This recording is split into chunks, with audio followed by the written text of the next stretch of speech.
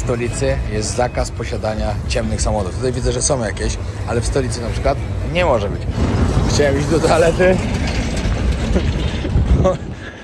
O, mi mówi, wiesz co? Szczerze, idź sobie w krzaki.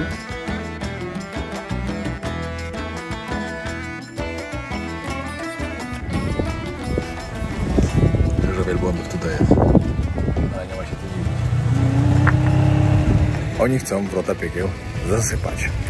Każdy przyjeżdża do Turkmenistanu, bo chce zobaczyć wrota piekieł. Oni się nie interesują turyści. Wiecie, tu jest tyle pieniędzy, tu jest gaz, kogo obchodzą turyści. W nocy ma być około 10 stopni. Jesteśmy na środku pustyni. Dobra, zaraz wam pokażę, jak to wygląda. Dochodzimy. Tutaj dalej sprzedają w sklepach płyty CD. Myślę, że chcieli muzykę kupić. Perfumki. Patrz, jak te drogi wyglądają. A tak konie jest.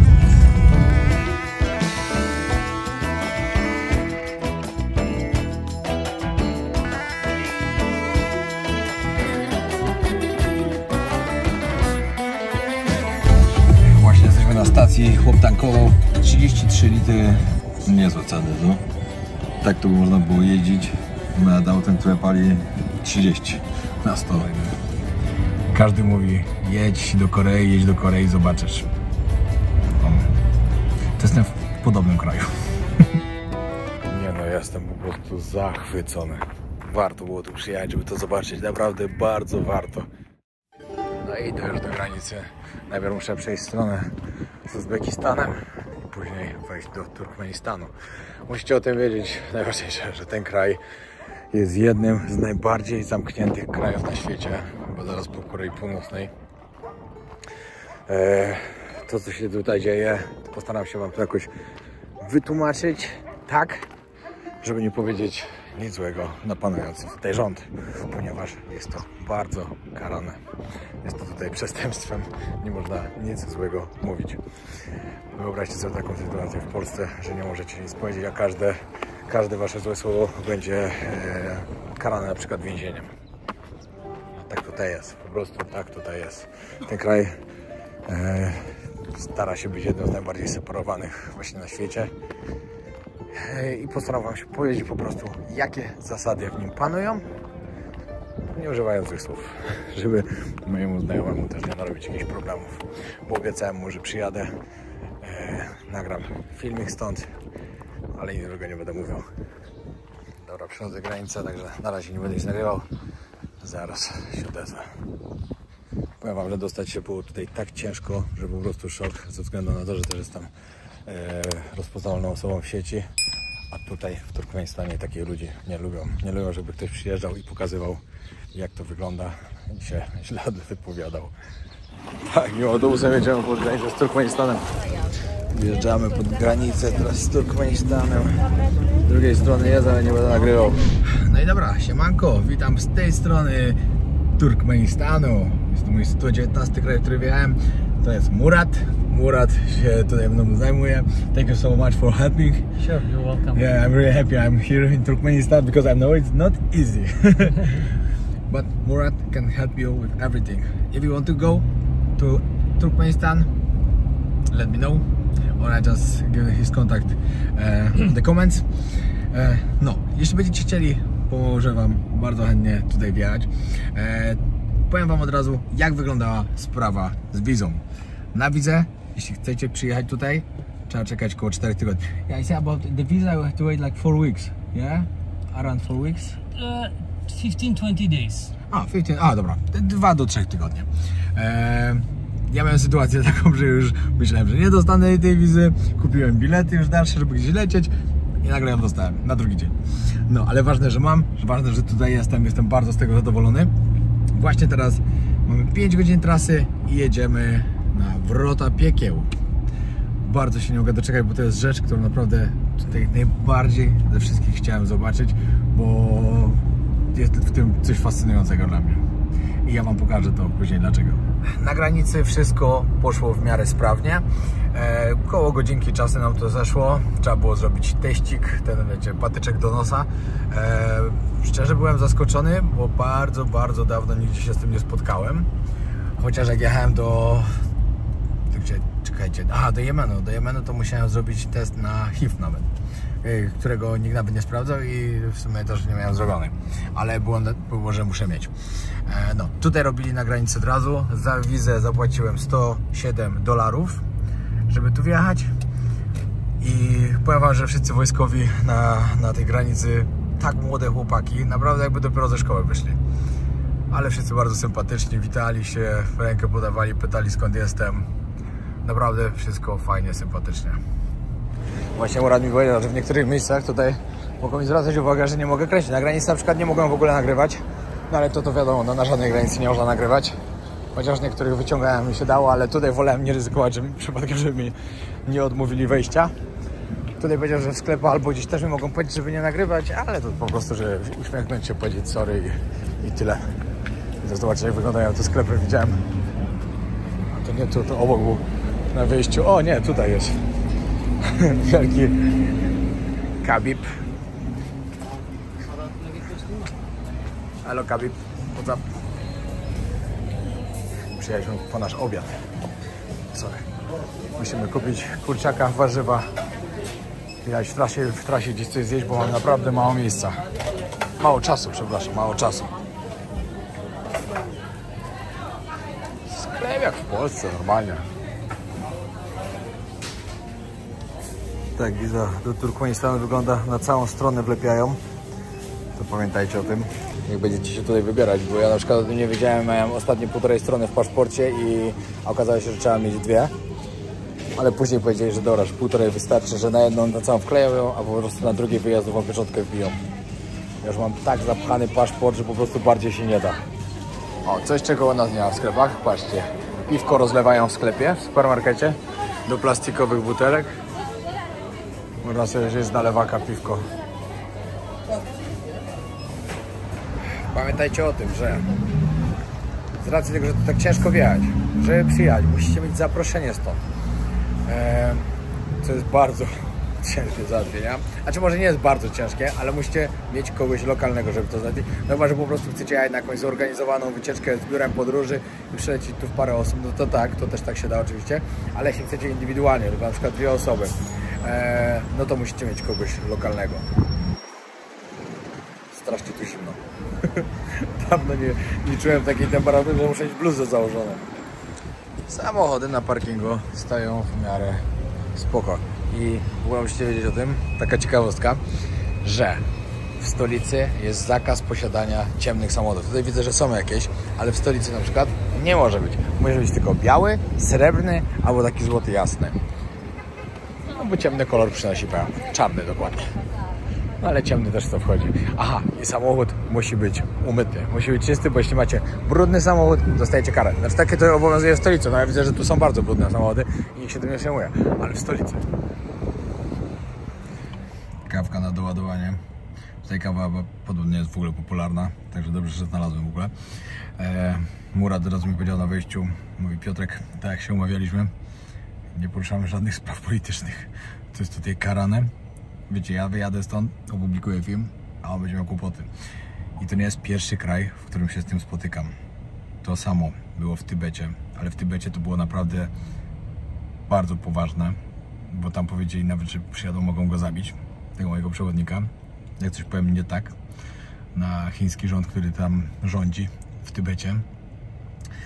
I w Somalii też było podobnie, chociaż w Somalii to wydaje mi się, że on ściemniał po prostu. W ogóle mam inne podejrzenia wobec niego, ale dla mnie był w porządku gościem, bardzo. Ale że nie całkiem, jest tylko przewodnikiem. Znaczy nie mówię o nim tutaj, tylko o tym z Somalii, ale mniejsza z tym. Był bardzo sympatycznym człowiekiem. No, także poruszę ciekawe tematy, którymi będziecie na pewno bardzo, ale to bardzo zaskoczeni, bo wielu z was na pewno nie ma pojęcia tego, w jakim kraju ja się właśnie znajduję. Każdy mówi, jedź do Korei, zobaczysz. To jestem w podobnym kraju. A jeśli byście chcieli coś więcej usłyszeć, na przykład czego nie usłyszycie na tym filmiku, bardzo polecam Wam wpisać na YouTube na przykład jakiś filmik o Turkmenistanie. Są różne fajne, ciekawe. Lub po prostu wpisać Turkmenistan ciekawostki w Google i zobaczycie. Będziecie zaskoczeni. Outside. It's like a city hall. A, City Hall, okej. Patrzcie, tutaj piękny City Hall, czyli ratusz. Tutaj piękny teatr. Ale akurat pijama zasłoniony. Ale ratusz naprawdę pięknie wygląda. Turkmen Hercules. O, Turkmen. Lovely. Okej.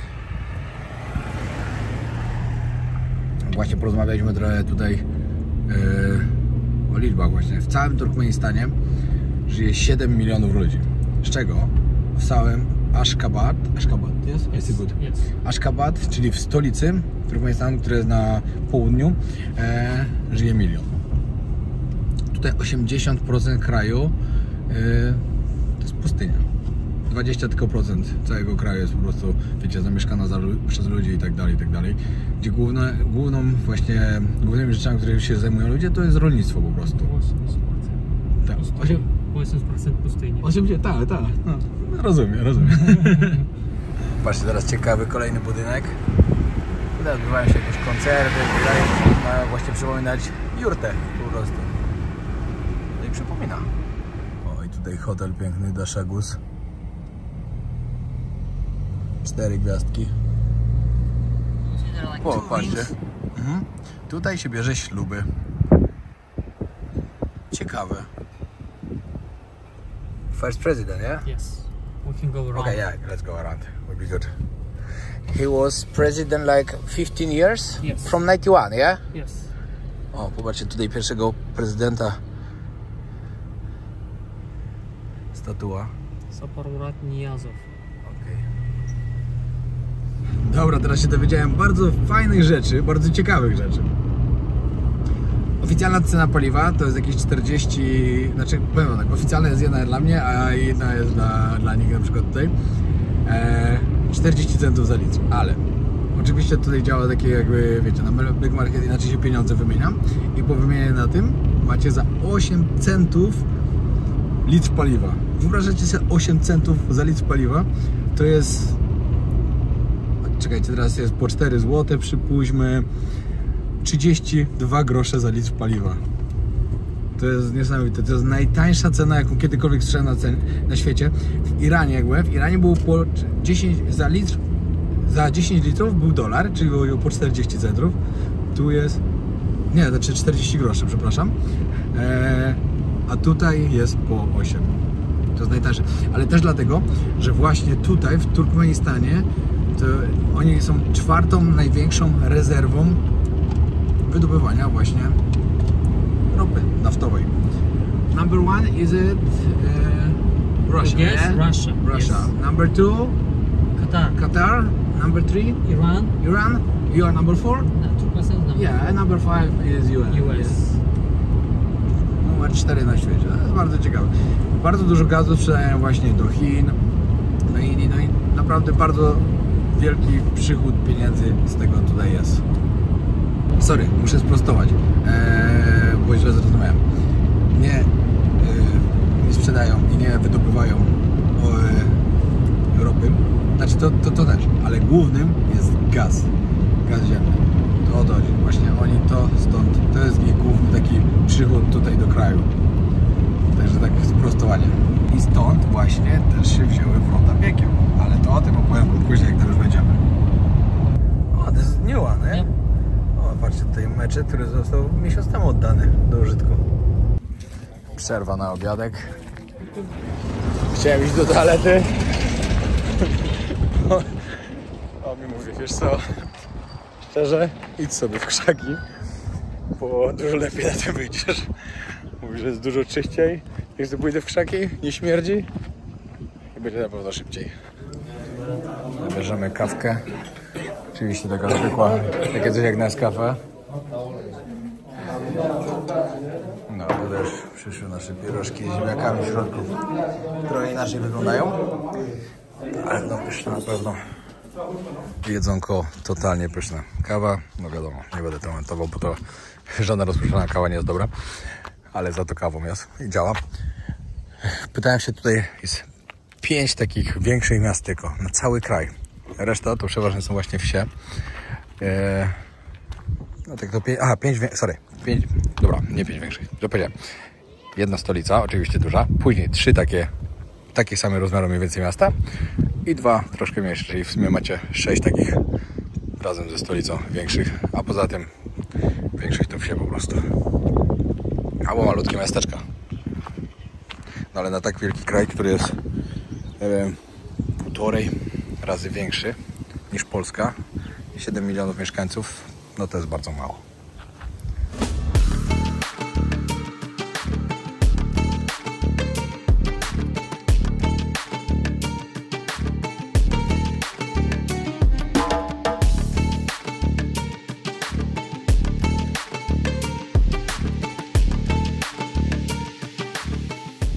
Powiem wam, że tam gdzie bliżej miasta drogi były dobre, to tak jedziemy tutaj bardziej przez pustynię, to bez terenowego auta ciężko by było jechać, naprawdę.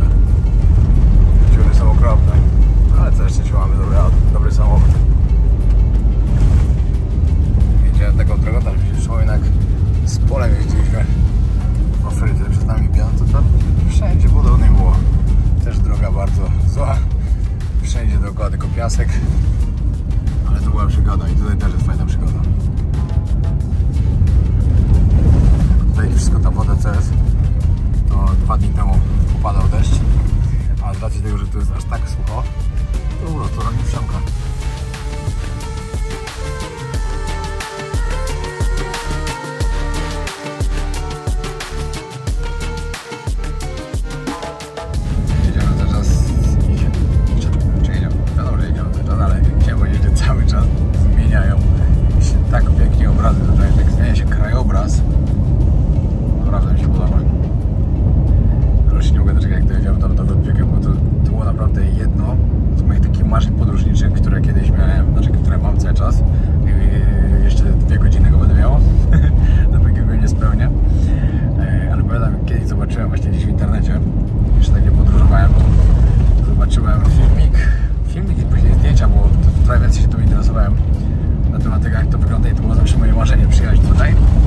Zobaczyć, jak to wygląda na żywo. No i dzisiaj się to spełni.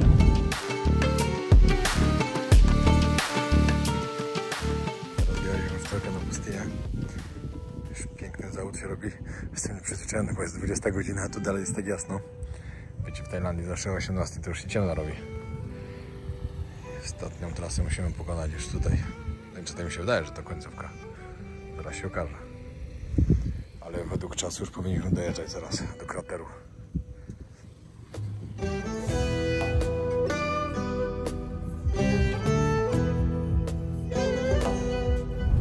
Powiem wam, że jestem bardzo, ale to bardzo zaskoczony, jaką drogą się tam jedzie w ogóle. My cały czas mamy niezły offroad. Dobra, dojechaliśmy, ale tu i tak trzeba poczekać, aż się zrobi ciemno. Wiadomo, fajnie pali się, bo się pali, ale cały efekt jest dopiero wieczorem.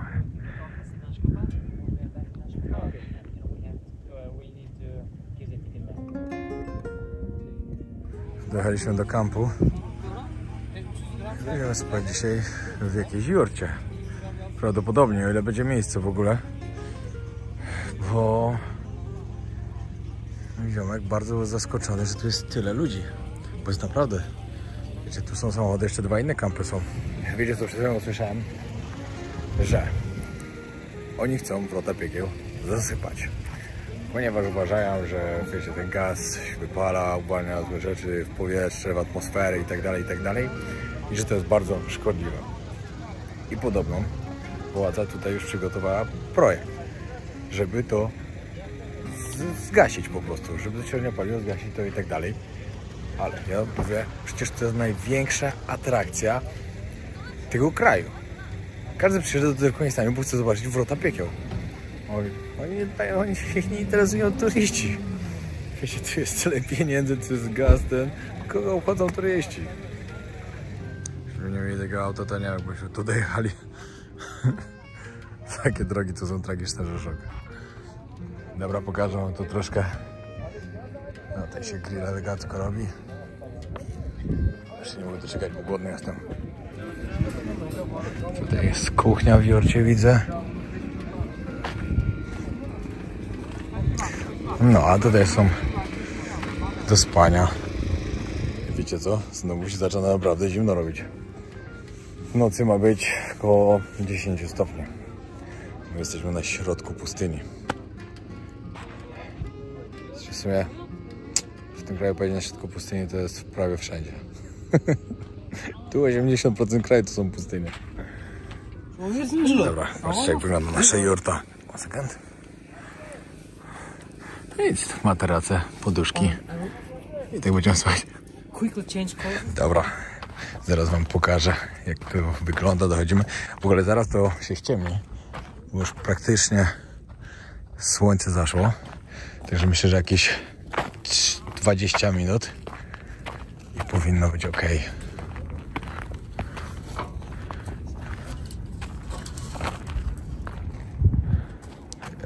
Niesamowite to jest. Czekajcie, muszę przejść przez...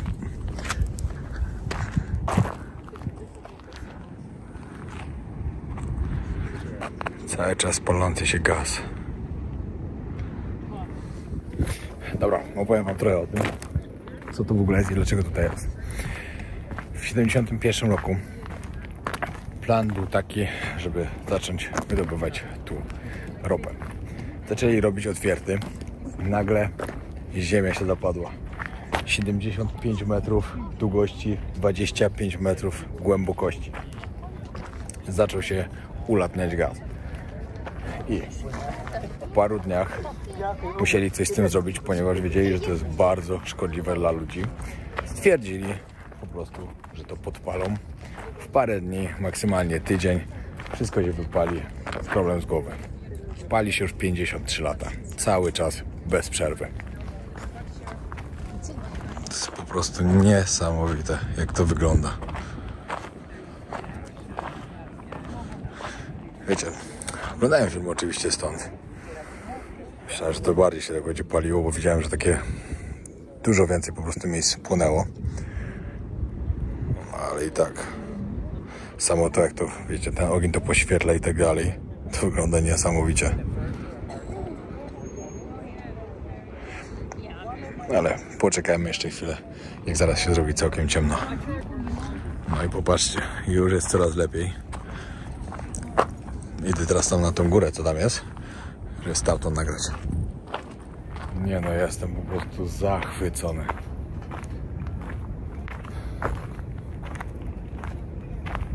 Warto było tu przyjechać, żeby to zobaczyć. Naprawdę bardzo warto było pokonać ciężką i męczącą trasę. Najpierw 12 godzin pociągu, przerwa, czekanie, stres, bo nie mogłem biletów kupić i tak dalej. Później godzina do granicy, później tutaj 5 godzin, żeby zobaczyć to. Jutro czekamy to samo, tylko w drugą stronę. Jak przeczytałem, że ludzie przemierzają 1000 kilometrów, żeby zobaczyć to, no i ja jestem jednym z nich. I było warto.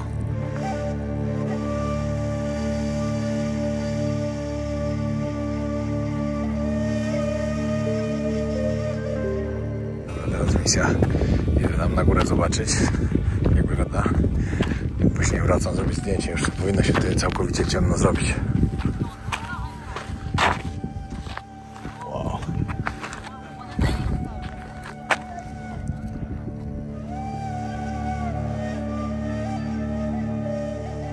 Górę będzie dobre wrażenie robiło, ale robi się coraz zimniej.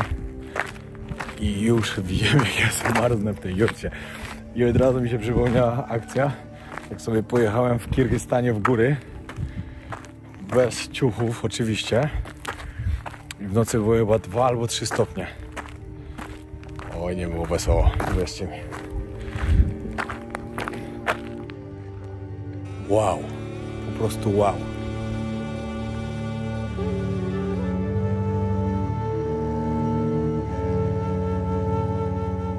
Dobra, przyznam szczerze, nie warto tutaj wchodzić na górę. Zdecydowanie lepiej iść i być bliżej tego, bliżej krateru. W ogóle powiem wam tak, zastanawia mnie jedna rzecz, która mnie nurtuje, odkąd zacząłem zadawać dużo pytań chłopakowi, który jest tutaj po prostu za mną. Bo on totalnie mówi co innego niż to, co ja wyczytałem w internecie. I ja się zastanawiam właśnie, z ilu lat do tyłu są te wszystkie informacje, jak dużo się tutaj zmieniło i kto mówi prawdę. Naprawdę, no. Oczywiście jest dużo rzeczy, które się zmieniły na lepsze, na przykład dostęp do internetu przede wszystkim.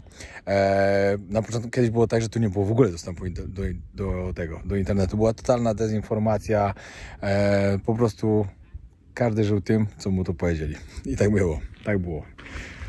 Później już było, że trochę gdzieś tam tego internetu było, ale był też blokowany. Wszystkie social media oczywiście poblokowane. I teraz też social media są poblokowane. Trzeba używać VPN-a, ale VPN-a, który jest rządowy, żeby ktoś na tym zarabiał oczywiście. Dodatkowo można na granicy kupić taniej. Jak się kupuje oficjalnie, to się płaci drożej. No ale ten internet jest. Ten VPN jest i też mogą używać WhatsAppa, Instagrama i tak dalej. Ale dziwne to jest.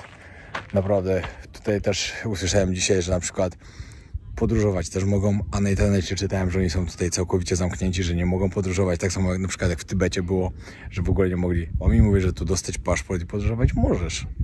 Tylko ludzi po prostu wielu na to nie stać. Ale gdzieś wyjechać do jakichś krajów z boku i tak dalej, to jest żaden problem. Wiecie, teraz to już jest trzeci ten prezydent. Pierwszy był ten, który po upadku Związku Radzieckiego w 91 tutaj ogłosili niepodległość. I o nim trochę więcej powiem jutro jeszcze. Później był jego syn i później kolejny właśnie teraz, który jest ten.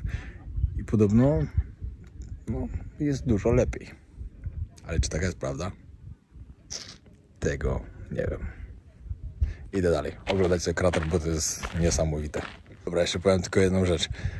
Kolejną taką rzeczą, którą jeszcze nie zrobiłem w podróżowaniu, a chciałbym bardzo, to jest zobaczyć aktywny wulkan.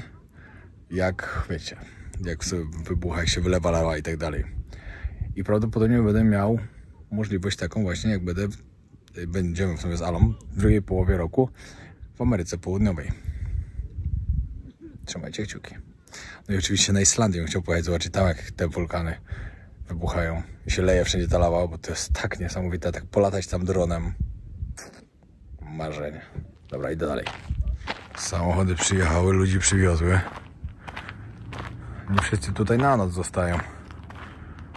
A wiecie, tu jest dużo takich grup zorganizowanych, takich duże wycieczki jakieś z Chin, z Korei, z Rosji, słyszałem. A w ogóle wiecie, co dla mnie to było jeszcze kolejnym zaskoczeniem? Ja byłem przekonany, że oni tutaj mówią po rosyjsku.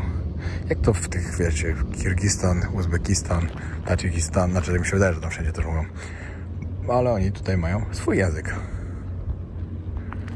Totalnie swój.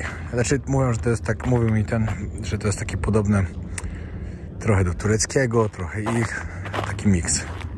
No, w ogóle jak ktoś z was będzie się chciał tutaj wybrać, to zostawię wam na dole w opisie, będziecie mieli kontakt do Murada. Warto, na pewno warto to zobaczyć, szczególnie jak ktoś ma takie marzenie, żeby to zobaczyć. A wiecie co jest najlepsze? Że ja naprawdę przybyłem 1000 kilometrów, żeby tylko to zobaczyć.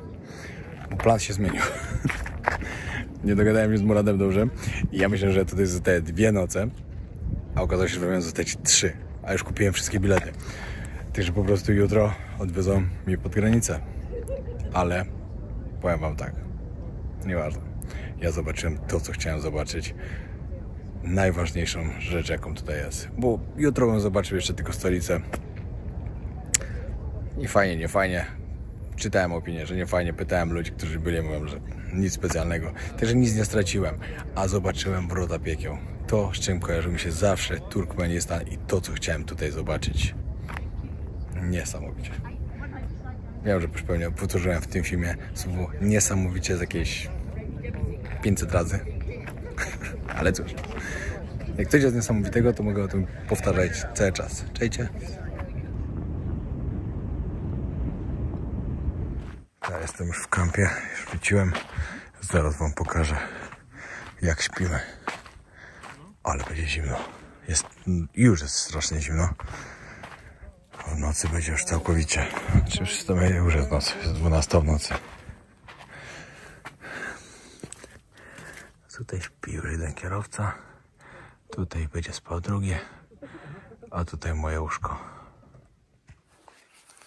No i szykujemy się już do spania. Do spania. Będzie pewnie zimno. Do jutra. 7 rano, pobudka. Kto chciał, to mógł wstać o 5:45 na wschód słońca. Czekaj, ile osób wstało.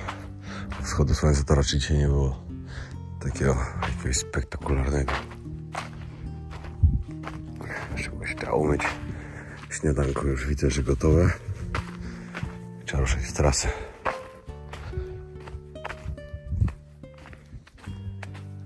Co tu ciekawego jest do jedzenia? O, no słodko. Okej, żegnam się. Thank you guys. Już się zbieram, bo jadę z innym kierowcą, wracam. Reszta jedzie po prostu do stolicy teraz, do Ashgabat. Ja niestety źle zaplanowałem trochę moją trasę, kupiłem złe bilety, dlatego muszę wracać. Nie pojadę do Ashgabat, ale trudno. Jeszcze raz wam wspomnę, że jeśli ktoś będzie zainteresowany zobaczyć te piękne miejsca, zapraszam do Murada. Zostawię kontakt na dole. I say I just leaving your contact. Sure, thank you. Naprawdę bardzo, bardzo polecam. Przemiły człowiek. Dobra, zbieram się. No, tutaj też się już kamp zbiera. Patrzcie, jak to wygląda w dzień. Po prostu dziura. Nic takiego. A w nocy świeci, jak płonie. Jest niesamowite. Znaczy to płonie cały czas, ale wiecie, jak ogień daje piękne światło. A przyjechaliśmy do... Nie wiem, co to jest następny krater? A nie, tu woda jest.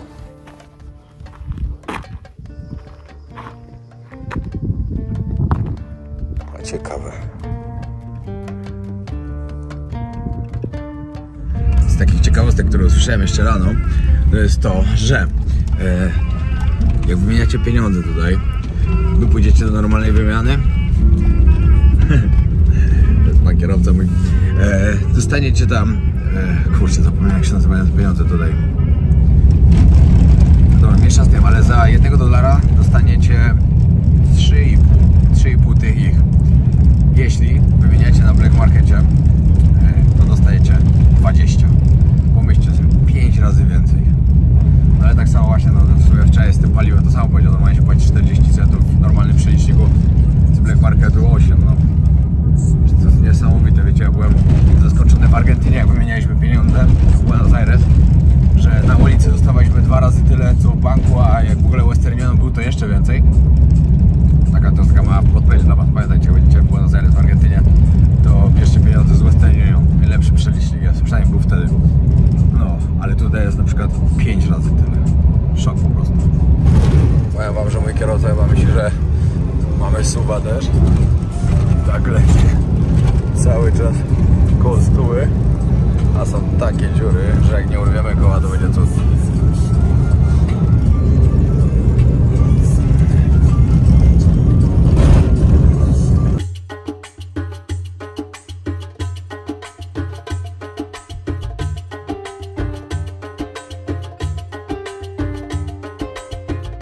Jedną z ciekawych rzeczy, które jeszcze wczoraj usłyszałem, teraz sobie też przypomniałem, to jest to na przykład.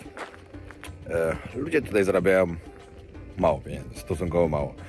Jeśli się pracuje w jakiejś, wiecie, takiej lepszej pracy, nie na roli, tylko jakiejś lepszej, takiej, coś związane z rządem, znaczy dla rządu, powiedzmy, o, jakieś takie, wiecie, no, rządu, nie dla rządu całkiem, że w polityce albo coś, ale na przykład jak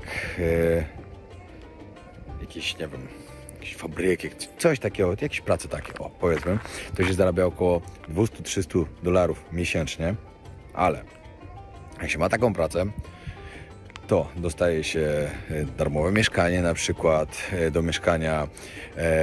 Wcześniej dostawali też, jeśli to jest też ciekawe, poczekajcie, dokończę z mieszkaniem. Dostaję darmo mieszkanie, prąd jest bardzo tani, praktycznie za darmo tutaj, ponieważ oni produkują też i nawet sprzedają do innych krajów. Jeśli weźmie się tutaj ślub, to od państwa można dostać ziemię za darmo na to, aby wybudować sobie dom. Tak to też wygląda. I kiedyś było jeszcze tak, że każdy mieszkaniec, jak po prostu miał samochód, to dostawał od rządu talony na paliwo.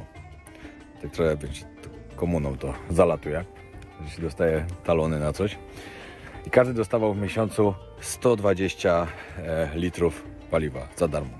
No wiadomo, no wydobywają to. Mają tego bardzo dużo.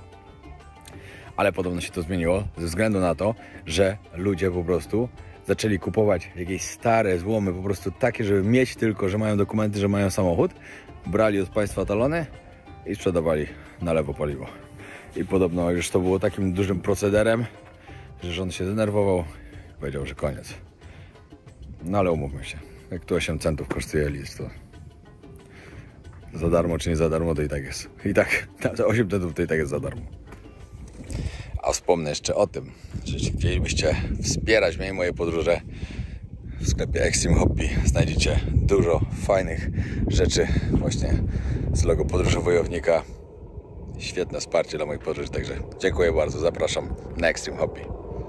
Na dole w opisie znajdziecie link. Kurde, to zaraz będę mówił, że te kraje wszystkie, które upadły po Związku Radzieckim, to niektóre po prostu się zatrzymały. Patrzcie, jak Polska po prostu, wiecie, za czasów komuny, jak się teraz rozwinęła i tak dalej. A patrzcie, co tutaj dalej sprzedają w sklepach. Płyty CD. Myślę, że chcieli muzykę kupić.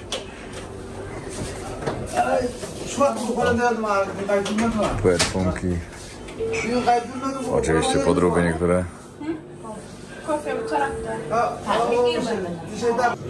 Patrzcie, jaka fajna podróbka Snickersa. Jest taki klimacik. Teraz sprzedaję jakieś jedzonko, kawka zalana, jaja na stole. Każdy może przyjść sobie jajko opieprzyć. No i jeszcze najważniejszego wam nie pokazałem. W telewizji disco polo leci. To mówię wam, no, stare lata w Polsce.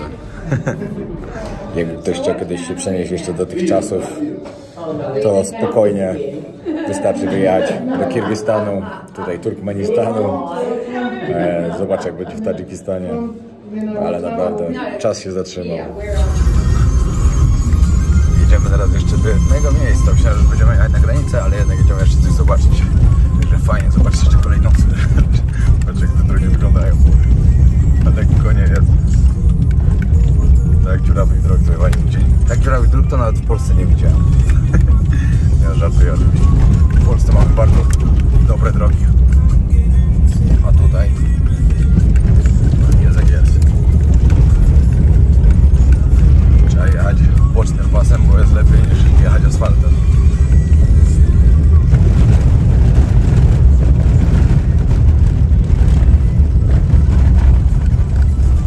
Te drogi są coraz lepsze.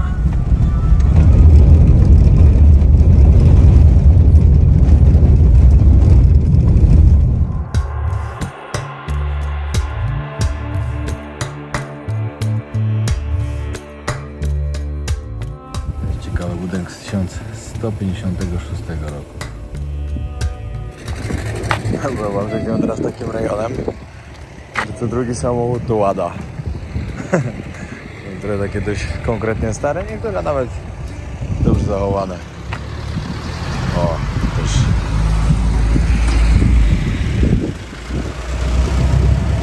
XIV wiek. Góra się już posypała.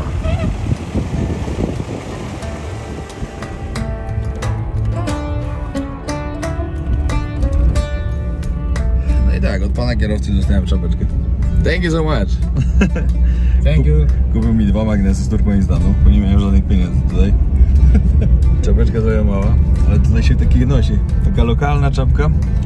Powiem, że mi kupują na pamiątkę.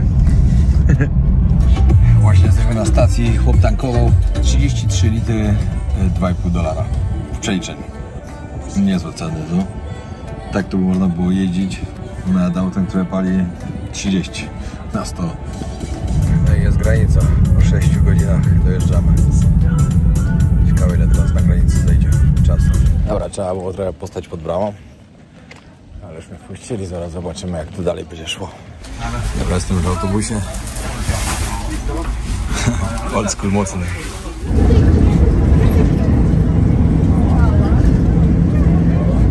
No i przekraczam rzekę, która oddziela te dwa państwa. Chodzę do Uzbekistanu. No i moi drodzy, właśnie przekroczyłem granicę z Uzbekistanem. Jestem już w Uzbekistanie. Kończę tym moją szybką, krótką wyprawę do Turkmenistanu, przepraszam, do Tadżykistanu lecę. Do Turkmenistanu.